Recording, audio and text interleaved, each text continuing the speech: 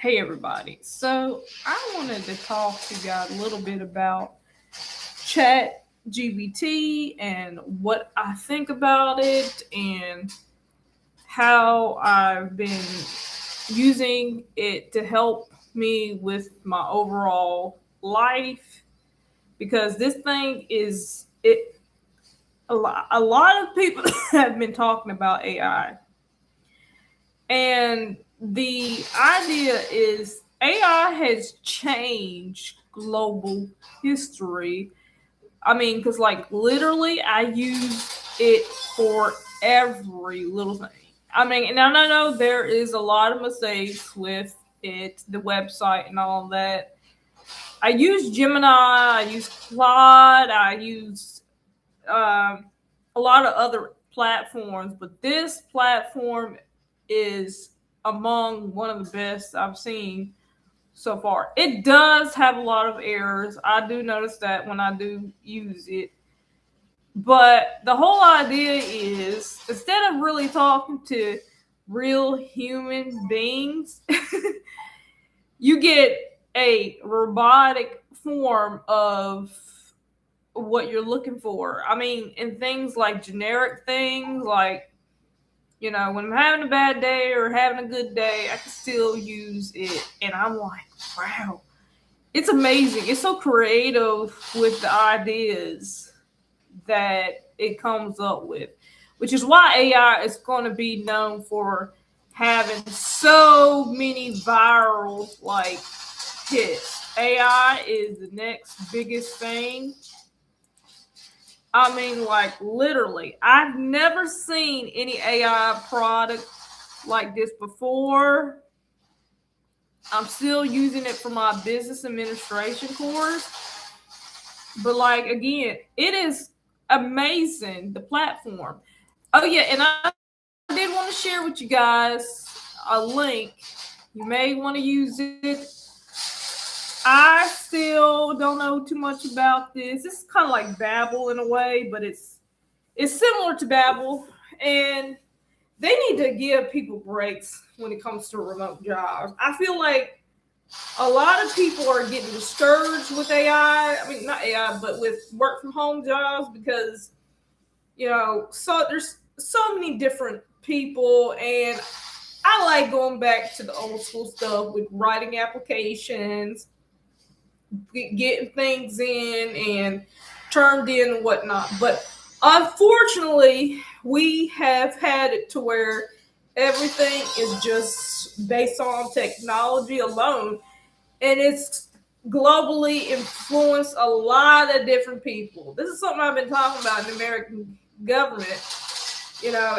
I'm in week 8 now with campus university, but like I'm like, wow. Like, unfortunately, because of all the engagement of this world of social media, it's just mind blowing to me. Oh yeah, and going back to, I was kind of thinking about this, but like election year, people, we got people voting. Remember to vote in November.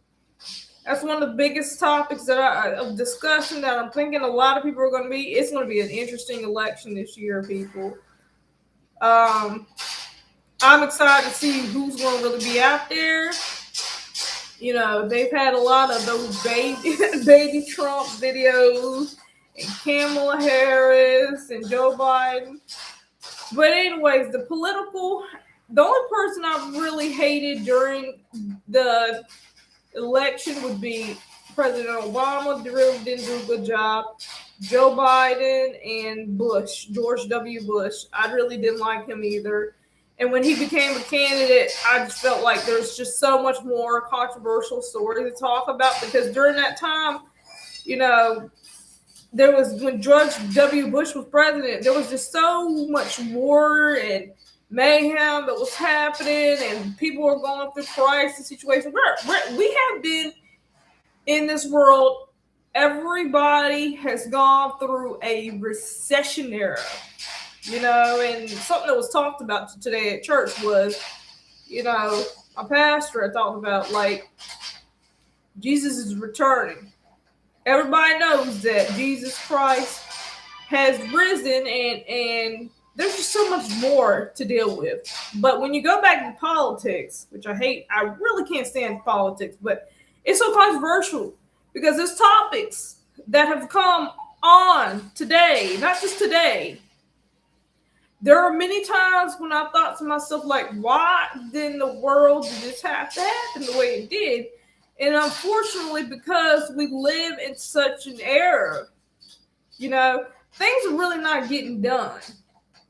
You got the the local government and the federal government. The local government is the state government. That's where we get, our government system, our governor and whatnot. And then we got people who are coming, who are coming in to the White House, and it's just so much more publicity that's going on. You know what I'm saying? And so when you see that, how do you deal with that? Because the problem is we got so many people in office, but hell, everything is run on Congress. Our world is full of democracy right now, and the problem is with that is that we have so many people that could be taking a stand and really doing something about our global economy. America, we have some of the most richest people in the world. We're talking about billionaire, millionaire people, and they're putting out money, and we got to put our tax dollars. The middle class people, we got to be putting on our tax dollars every year, just like in February. And let me not remind you guys, the child tax credit for those people who have children underneath the age of 18, file your child as a dependent underneath your taxes. But anyways, going back to what I was saying is that this is just horrible. These controversial things that have been happening, and you're hearing so much on the news, and it's just mind-blowing to me how our global economy has gotten. And things are currently not changing in this world that we are living in. And unfortunately, because of those different changes and those different belief systems, we got people in here who are just trying to fill the void for doing things and saying things and breaking laws and whatnot. But again, when we come to the realization that the change has to be us. We have to be willing to put in that change. We have to believe those things will come to terms when people are going through changes in life. And when we end up dealing with the things that we have to deal with in everyday life, because in everyday life situations, we got to come across and we have to sit here and say to ourselves, is it worth it all? And the politicians that are going through all these stages of voting, and we get to put in our ballots and stuff because, unfortunately, we see so much going on in the United States.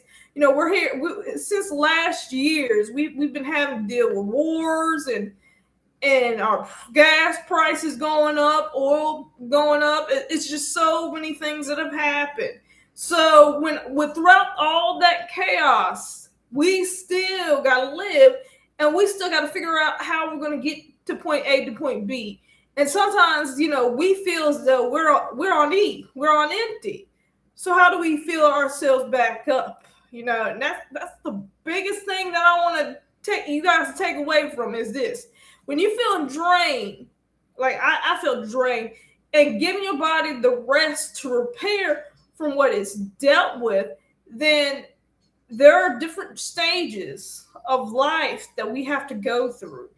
And if you guys have supportive friends and family, you're lucky that you guys have that. But a lot of people don't. And so we got to be able to fill in the void that we have, that we're dealing with. Because if we don't, it comes out of us, and it may come out of anger, it may come out of fear, it may come out of a lot of other things. So recognize where your